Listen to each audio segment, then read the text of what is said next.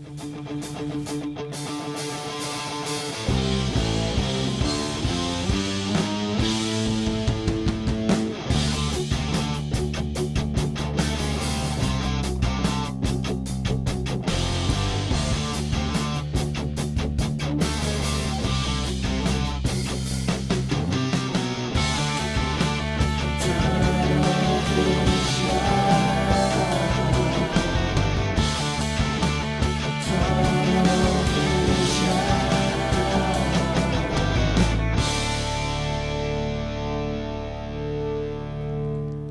everyone, welcome to a very special edition of Lunch with the Trojan. I'm your host, Ryan Abraham, publisher of USCFootball.com.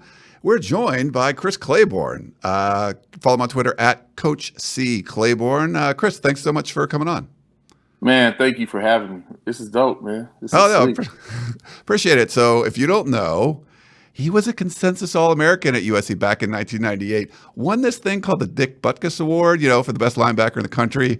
He was also the Pac-12 Defensive Player of the Year, number 9 overall pick to the Detroit Lions in the 1999 draft, and 2018 elected to the USC Hall of Fame, Sports Hall of Fame. So we really appreciate him coming on. And now you are an offensive quality control analyst for the Trojans, just started a couple of weeks ago.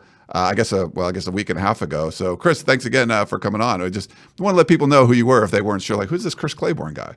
Who's this guy? Yeah, man. You know what? I really appreciate it, and it's an honor to get an opportunity to learn at the school. And I've always wanted to up my chance to go to the next level, and to be able to do it at USC, man, is just definitely a blessing. Well, thanks again for coming on. Real quick, before we jump into everything, how are you handling this quarantine stuff? Because, you were come to an agreement with USC, but because of all the, everything that's been going on, it really couldn't start until June 1st. Or you've been staying at home, you not shaving. What have you been doing to this quarantine? Oh, you see, I need a haircut for sure. And then, yeah, man, just trying to brush up on my stuff for football, you know what I mean? And staying in the game. Really just wanted to watch film, but you couldn't do any of those things until the time came. So just enjoying the family, hanging out with the kids, and doing that stuff.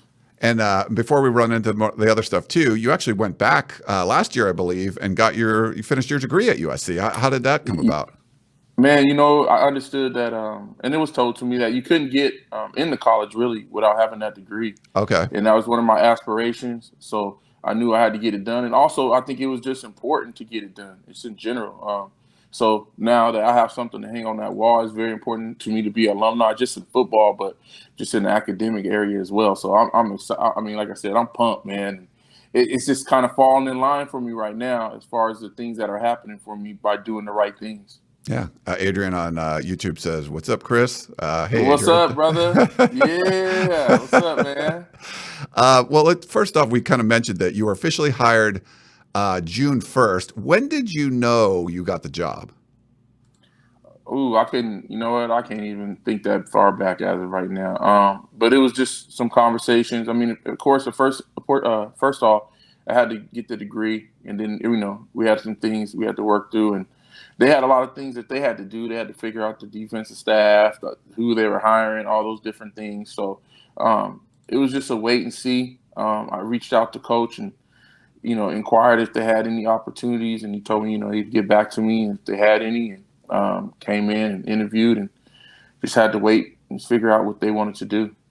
Yeah, when you reached out to Clay Helton and the time how long was that before they kind of got back to you? And I know there's a lot of stuff going on, but did it take a while? Or? No, I mean, he got back to me, but it just, again, it's a process, right? And so just had to wait until they were done with the process and see where I fit into things. So obviously we talked about the quarantine at the top. How hard has it been to have your career basically be in limbo these last couple of months? Man, it's frustrating, I think, for me, because I just wanted to go in and work, and I wanted to see spring ball and wanted to be involved in all those things. And it gives you a head up on the season to learn the offense, the formations, how they want to attack people. But at the end of the day, things are what they are. You got to make the best of the situation. And I know once we get in there, we're going to be off and running. So I got to be ready to go. And right now it's just about getting the mental side down so I can go to work. We have another YouTube question. So thanks everyone who's watching live on YouTube. I think hopefully Periscope's working as well. Let me know if that's not. But Linda says, "Hey Chris, what does a quality control analyst do? Fight on." Man, well, my job is to assist. You know what I mean? I'm a guy that's supposed to be there to help coaches whatever they need done. Any of those coaches on the offensive side of the ball, whatever they need from me, I'm gonna be there to help them. Anything breaking down film, whatever it may be, I'm there to do whatever they need me to do. We talked about this off air a little bit. The offensive analyst part, it sounds like there's going to be some element of self scouting where you can kind of say, hey, this is what the defense would see or whatever. Like, how did that kind of come about that you were going to be on the offensive side of the ball? Well, I think just trying to figure out again where it could fit, and it was a good fit for everybody, and it's a good fit for my career as well. I think I appreciate Coach trying to make this happen for me. You know what I mean? I appreciate him going to make the situation go, and it helps me as far as being a defensive guy, being able to go on the offensive side, talk to them about what we think about on defense, but also understanding how they want to attack us. So that's going to help me moving forward. So that's how I came up. How much has college football changed since you played? Now you're getting to kind of, well, I mean, you're kind of starting to see it, but you've been following it. How much has it changed? It's definitely changed in the way that how they attack the game. It's not a lot of fullbacks in the game anymore. It's a lot of 11 personnel, 10 personnel. But I think it might end up going back there in some essence, in some ways. Don't be surprised. This game is like anything else; it kind of recycles itself. But that's the biggest thing I would see. I would say is just that it's a lot more open. I mean, when I was at SC, like the Boilermakers with Drew Brees was a big deal in all four wides, right? Florida State was a team that was four wides. Everybody else was in 21 personnel or pro formations. Did you have like special bond with the fullbacks you'd go against that were like, that's the guy I want to go get? Or was it kind of the thing? Nah, I mean, you know what? Every day you got to prove yourself, right, on the field. So it was always, hey, I like you off the field, but on the field I got to get you. So every time we was on there, they know we was battling, and I had some great teammates. Marvin Powell, the third, man, we used to go after it. Brennan, those dudes we used to get it in. So yeah, and I mean, just in the league alone, you had Jeff Polk at Arizona State. You had the guys at Washington. They did a hell of a job over there where they had Corey Dillon. So man, it was some banging times over there in Pac-10. Yeah, I got the picture of you with holding the award up there. What did that mean to you when you won that award? Man, it was huge. I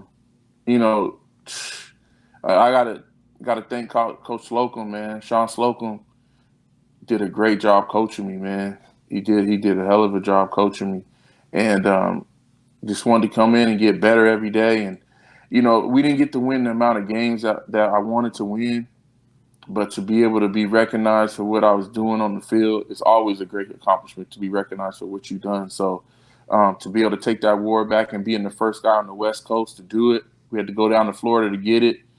It was huge. Yeah, it was huge, man. It was huge. Yeah. For this upcoming season, what are you looking forward to the most? I'm looking forward to practicing every day and seeing the kids develop and seeing how the schemes and stuff work together in order to get things done. I really love that intricate part about football and the install and, how do you make it easy for the players to play fast? So I'm looking forward to all those little things. I think the games take care of themselves, but it's the practice and how competitive practice is and how they're making each other better. You know what I mean? Iron sharpens iron. So the better they compete in practice and make each other better in practice, especially with the great receiving core that you got coming back, I mean, it's going to hopefully help the defense.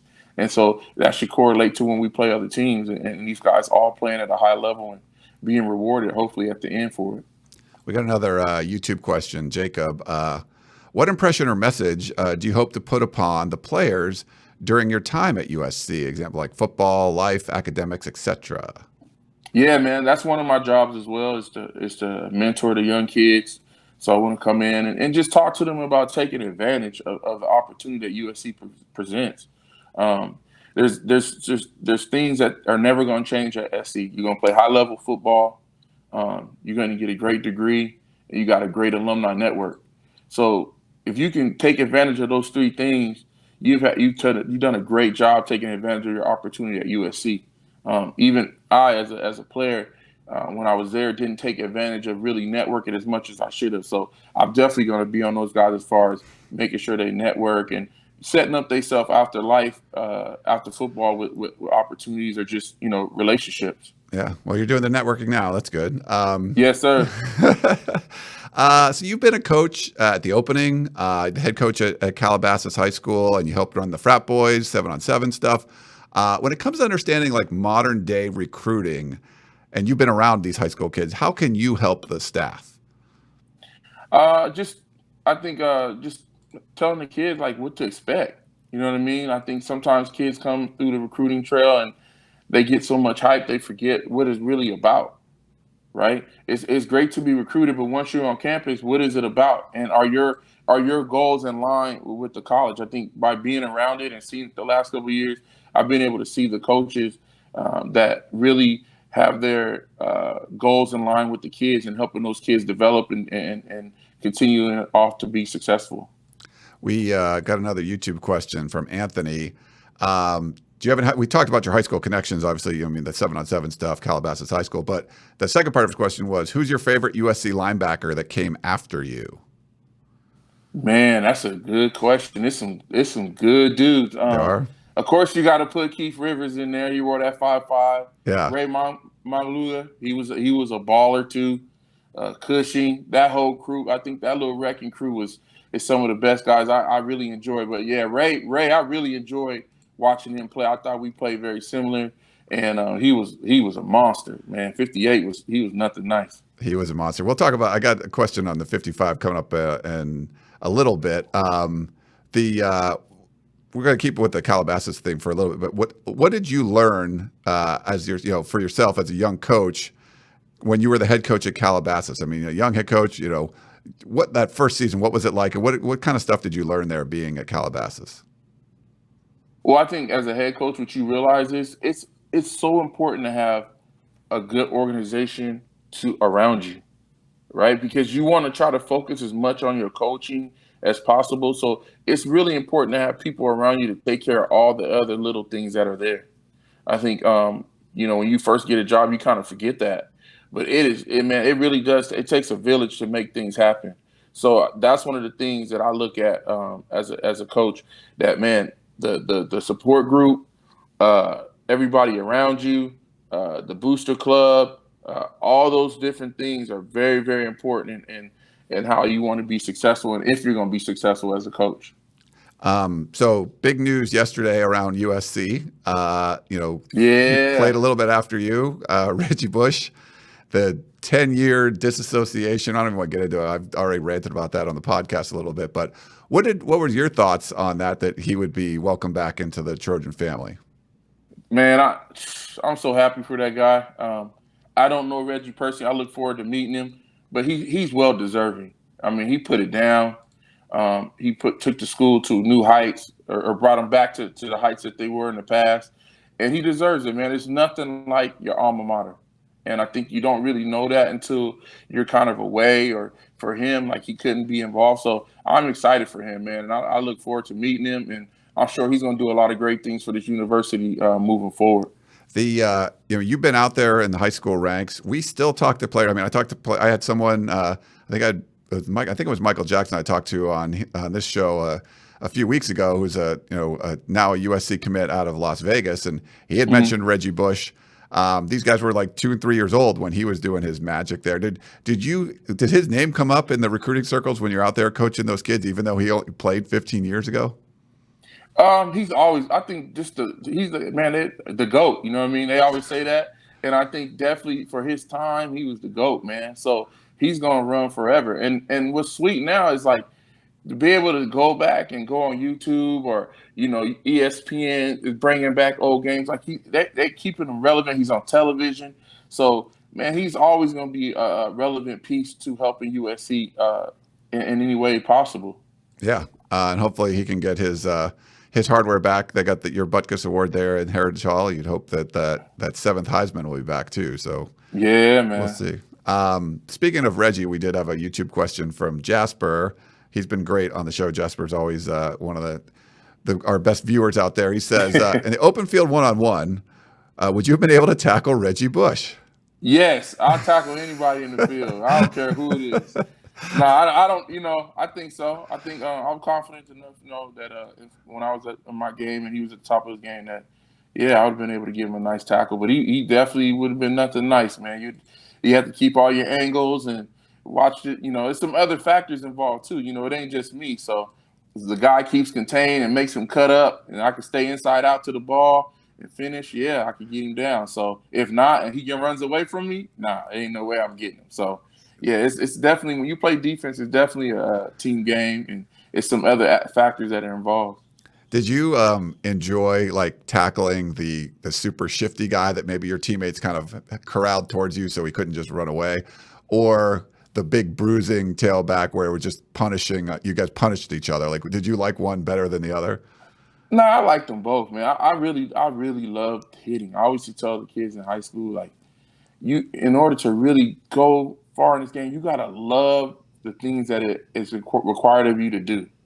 Yeah. You know what I mean? You have to love to hit. You have to love the lineup. You gotta love to just get off blocks. You gotta love when you hit somebody and they make that noise and you hit. You gotta love all that, man. And if you don't love it, at one point the game it's a tough game. It'll get away from you. So you gotta really love the things that are required of you to be good in this game.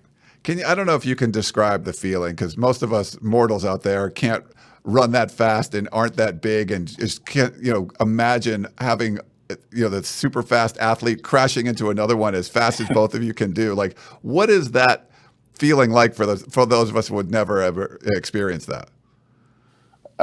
For you daredevils, I guess that'd be like similar to jumping off a thing with a bungee, maybe. You like know what I mean? jumping? It's just, okay. it's like so much adrenaline, and it's going, and you just and then it's over, right? And then you got to get back and do it again.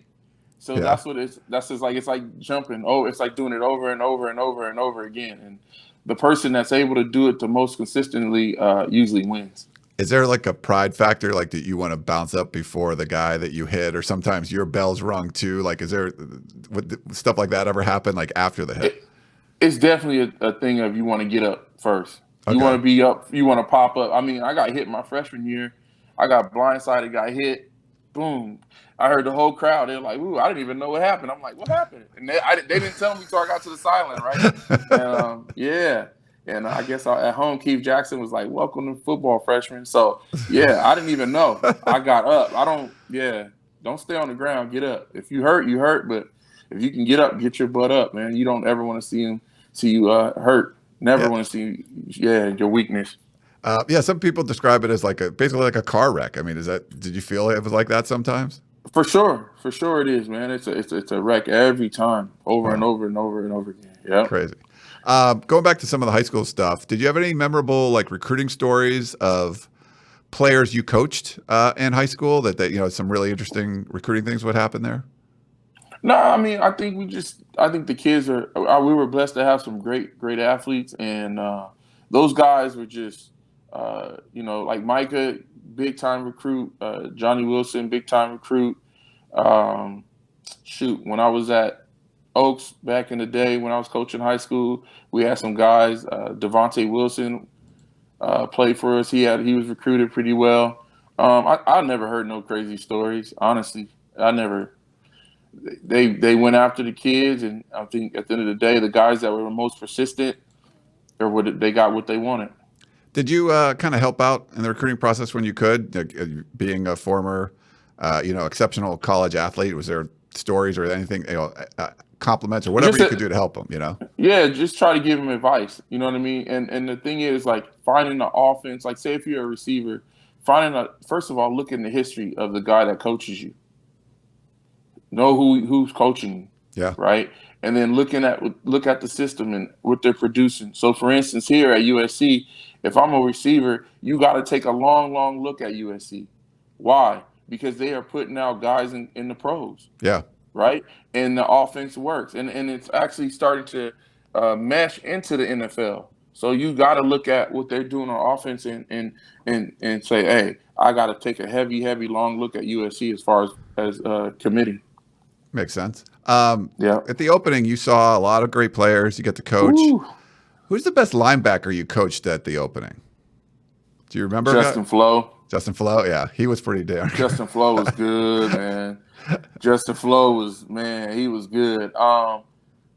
There's a guy that went to Mississippi State, just got drafted. I forgot where he got drafted, maybe Green Bay. Willie Davis, and maybe his last name was. Okay. He was good. Oh, Kenny Britt. Kenny Britt was good. He's at Auburn. He's a good player. He was good. I was one of the guys I got to coach. Von Darius is at Alabama, I believe. He's one of the guys. He's going to be pretty good. So we'll probably see him this year. I think he'll probably play outside linebacker for them. But Kenny Britt and the guy that left to the other school. Flo, yeah. They were some. Yeah, they could go. Yeah, Flo was good, man. He's real good. For what makes a great linebacker for you, in your opinion? What makes a really good linebacker? I think understanding the game and the scheme that you're playing against.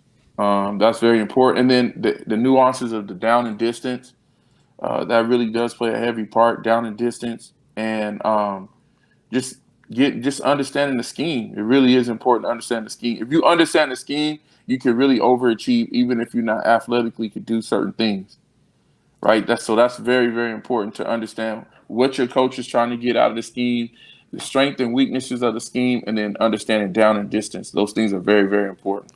When you were talking about receivers, it's like, well, you can run great routes, you can block well, but you got to catch the ball. And if you're a linebacker, there's a lot of things you can do. Well, I'm good in coverage, but you got to tackle. If you got to make tackles, what goes into making an elite tackler? Understanding the angles, how to attack. Yeah, when you go to attack, and then I think just dropping your hips and finishing. There's a lot of people that could get there, but they're not finishing. So you just got to get there and finish. You know what I mean? And that, now it's like get them down any way you can, right? So once you get there, you come, under control, but also being able to wrap up and get people on the ground. That's very, very important. Is that the most important attribute you look for when you're looking at a linebacker, or is there something else that you would look for? You know what? Honestly, to tell you the truth, it's probably going to change. That's why I'm here, right? I'm in the college ranks to learn. So I'm gonna learn what they're looking for, right? I'm gonna learn about the things that they're seeing. There's certain things that I think might be relevant right now, may not be relevant. So that may change over the course of the next year, right? Mm-hmm. So right now, those are some of the things that I would look for in the qualities, the movement, understanding of the game, tackling. Those are very important. But there might be some other things I'm gonna learn as I'm here. So my ears are open, eyes are open. Mouth closed, just learning and listening. Jasper, another question. Do you have any aspirations to coach in the NFL, or would you prefer to stick around USC for the next 30 years? Wow, that's no one stays at any question, job. Jasper. Yeah, Jasper, man. I've never heard of that contract. Yeah, no one stays anywhere 30 years anymore. Honestly, I just right now, I just want to learn and I want to take care of this year and learn and get better at my craft and learn what they're doing on the offense and how they're attacking the offense. Jasper, you hope you could be at somewhere for 30 years. Yeah, that's always great, but I think that's rare and in between. But again, my focus is always to get better right now, today, every day, and the future will take care of itself. Yeah, 30 years that's a long time. That's a long time. Greg on YouTube. How can an offense be less predictable to the defense? Fight on from Chris. Oh, fight on Chris. Man, sorry. I'm sorry. My bad. That's all right. How can the offense be less predictable to the defense? It gets down to study. I think people are going to study, but the main thing is adjusting. People are going to do certain things that they like to do. They have certain things that they like to do. But at the end of the day, you have to adjust as you go. And the people that adjust the best tend to do better. The people that don't adjust well will struggle. So whatever you do, you're going to come in the game probably doing. But if you adjust and make those adjustments as fast as possible, that team is going to that side of the ball is going to do better. You had a full-time job, full-time gig at Calabasas, benefits, all that kind of stuff. How hard was it to leave that and kind of follow your dream in college football and try to make make your living there? Well, again, that's why I went to school for the last, 2 years. It was to be able to step up and move up and go to the college. So when that opportunity presented itself, man, I got that degree. I was definitely going to go to college if I had the opportunity. You know what I mean? So Yeah. when it came up, man, it was just a blessing, and I'm glad I'm here. The Especially to end up at my alma mater. Yeah. And you're the new guy on the staff. Is it sort of like being like the freshman football player at USC all over again? Oh yeah, I think so. I think you go in, like I said, when I was a freshman, my job was to just go in and listen and learn. And as they needed my help, go in there and perform, and then those other things will take care of itself. And you came in with Hayes Pillard. I don't know if you had a relationship with him, another former linebacker, younger than you, but have you worked with him at all yet, or talked to him at all? And what kind of relationship did you guys have? Oh, we talked for a quick second. Of course, I'm an old head to those guys, so they always know they can talk to me and we say what's up when we see each other. I'm happy for him, man. He's younger than me, so he's getting his his coaching career going earlier than I am, right? So that's good for him, and to be at this situation again for both of us is great. So now we just got to take advantage of it and help as much as we can. When you were the 5-star recruit at Riverside North, how did you go through that acclimation period, and then going from that to having to earn your stripes as the number 50, wearing number 55 at USC? Well, me didn't have no stars when I was coming out. You just either good or you didn't, right? You put in work or you didn't. So that's one thing. When I came in, just about being humble. I think the thing is you got to earn everything. No one owes you anything. No one owed me any reps. No one owed me anything. Actually, I lost the guy that recruited me before I came to USC. Rob Marinelli recruited me at USC and told me he was leaving to go to Tampa to take a job in the pros. So in order for me I already knew that was happening. So he just said, hey, go in there, compete. That's what you're coming here for. And they wouldn't bring you in otherwise. And then to get the 55 put on me, I knew the expectations was high for me to perform. So after that happened, man, certain things were falling in place for me to just continue to excel and compete at a high level and stay focused. And speaking of number 55, like when I posted that we were going to have this conversation, I'm going to keep that picture up of you. This is one we get the most. And Super Trojan 5 on the Peristyle had asked this in the thread, so I want to ask it to you. What are your thoughts about giving the number 55 jersey to other players? Should they be given it as freshmen, or do they need to earn the number by their play on the field after playing games? I think you should get it as a freshman. I think part of it is being able to carry the number from the beginning to when you're done with it, right? Because sometimes, and it could be disrespectful, honestly, to go from another number to 55. And the reason I say that, like, how do you go from 42 to 55? Like, is that how? Because 42 is a huge number, right? So the thing is, you get it as a freshman, you grow in that number, you grow in that role, and you're able to take that jersey to the next level. And I think, hopefully being able to bring in the 55s that weren't before and let them have their stamp on that guy will also help, because it's going to take that athlete or that player to talk to some of the guys that were 55 before them to understand what it's about and to carry on the legacy of what we expect out of that number. Yeah. You mentioned Rob Marinelli. I mean, big name in NFL coaching circles, but John Robinson was there. What did John Robinson and the coaches tell you when you got to fall camp after your freshman year? After or when I'm sorry, during your freshman year. Sorry, yeah. Oh, just come in and compete. You know what I mean? You got a chance to compete, and that's all I asked for. Anything else was on me. So everybody that came in my class had a chance to compete. The guys that got to get on the field early was Travis Claridge. Oh, yeah. Yeah. RJ Soward and me, right? Everybody had a chance to compete. Oh, and then D-Lace. D-Lace definitely had a chance to go on and play also. So us 4 guys had a chance to go and compete and play early. Yeah. How fast was Soward seeing him on the field? Fast. Seriously, it was like Man, the way he moved on that field was incredible. How fast that dude was, man. Yeah. So, yeah, it was. I mean, I've seen him pick up balls off fumbles and take them back. You know what I mean? Off of punts, off to pick it up and take it to the house. Like he was an incredible player, man. And it was straight to come in together in the class, but to see him play on the field and live, it was incredible. Kind of, I guess, like people would probably say how it was for Reggie. Like seeing it live is just different. Man, it's just At least you different. don't have to cover him. You don't have to. No, sir. I would have tried to knock his head off. That's all I would try to do with that little dude. He was fast.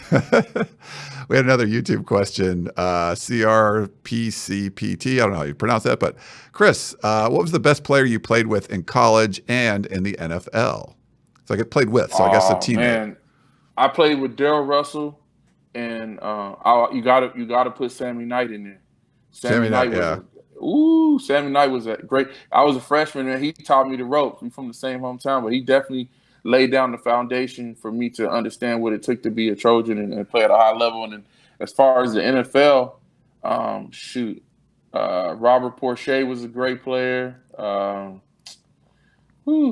Played with some dudes. Randy Moss was an incredible player. I would say definitely Randy Moss is up there at the top 2-3 guys I played against. Yeah, that guy was ridiculous. What team were you on when you played with him? Well, Moss, we were in Minnesota. Oh, yeah. Okay. So, he was interesting there. I think we have another one. As far as like you talked about you just want to kind of learn what you're doing there, but what do you hope this position leads to coaching-wise, and what are your like ultimate coaching goals? Well, I mean, I think anybody that gets in this profession and you take it serious, you want to try to reach the top of the profession if you could. So if I could be a head coach one day, would love that opportunity. But again, you got to take baby steps, and so the main thing for me with this is to gain experience. Yeah. Right. That was the most important thing. I think any job is to gain experience. So what I'm looking for out of this job is to gain experience and contribute and help. Again, I'm gonna say it all over and over again. They'll probably get sick of hearing me saying it, but to contribute in any way I can to help the program and, do my job, whatever that job is.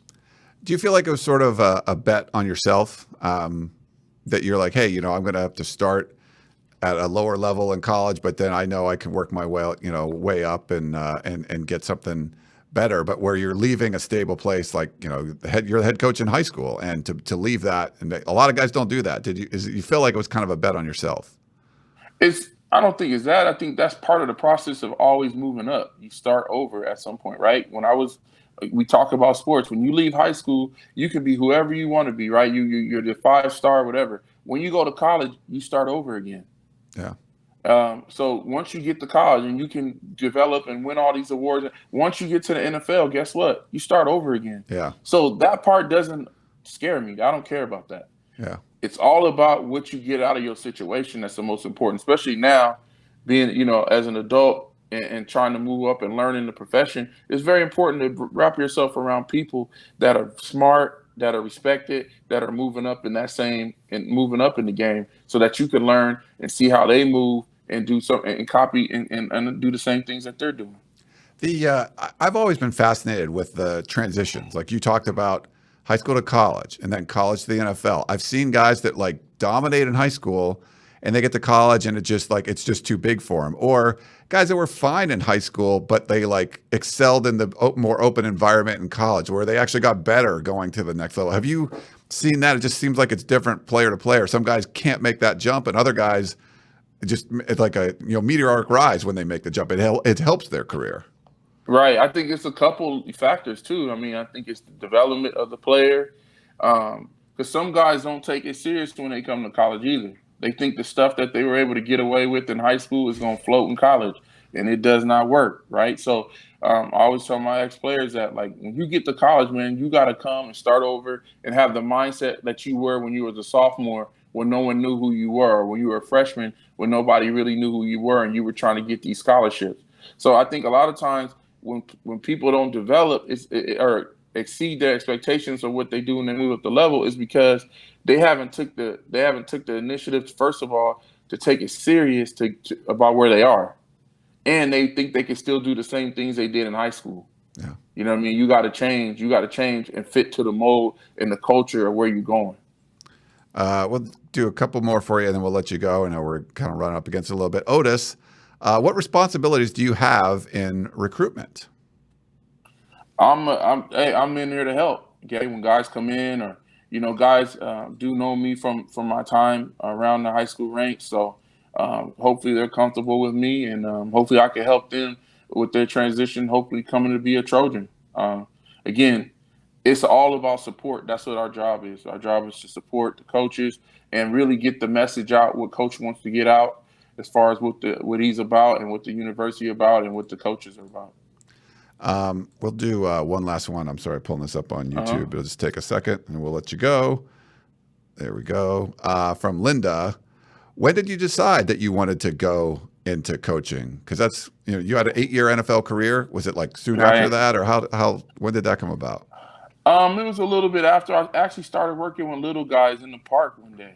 Oh, One of the I went to a spring game, and my buddy John Contreras hit me up. We were just meeting each other at the time. He said, "Hey man, do you coach?" I'm like, I guess. You know what I mean? So we didn't see each other for a while. Then we seen each other again. He said, "Hey man, I want to ask you again."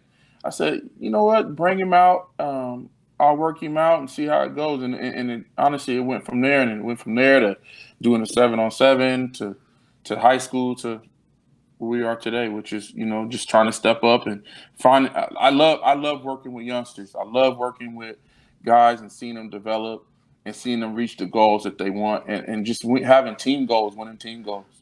have you seen that as far as like, I think some people assume, well, that person was a great player, they'll be a great coach. And there's some players that are just like super gifted and they can do it and they can't explain, I just do this. They're like, oh, I just jump 40 inches and dunk. Or like, well, but they can't like show you or explain, you know what I mean? Like, Yeah, there's thing like, have you seen like great players that just like, they couldn't tell me what to do, but there's guys that maybe they weren't that good, but they're a student of the game and they could really explain it and coach you well. and that's the thing. Like I think the thing is that when you're coaching and you go from being a player to a coach, that's the thing you have to always prove that you can make that transition because certain guys have not been able to do it. Yeah. So that's always going to be there. And I get it. I understand it. But that's the challenge that I take every day. I understand that when I'm coaching or when I'm getting the best out of my players, that I'm making a point for everything. So you don't have to necessarily have to say it. Right. And then when you are doing well, people expect you to do well because you used to play. Yeah. So that's just part of the game, right? But you have to have your own goals for yourself in order to succeed. And I always want to be able to prove that I can coach and I can coach at a high level and that I can get the best out of my players and my players to play at an optimum level. Yeah, that's great. One of the things that upsets me, like fans get mad, like it could be for someone doing like my job, if they're a former player or they're a coach, they'll complain about them like, well, he could never win the big game. Or it was like, this is a whole different story. Like just you having been in huddles, you didn't have to win the Butkus. You've done that. You've started for years. You've played in the NFL. All of that experience is really what could make you a great coach. If you made 100 tackles one year or 5, it doesn't matter. I don't think that matters as much as the experience you have because you've lived it, so you can at least be in the shoes that your players you're coaching now. But it's going to be more about do you see what players are doing wrong? Can you help them and get better at it? It doesn't necessarily mean it's great that you're a great player, but you could have been a bench warmer and still been a great coach.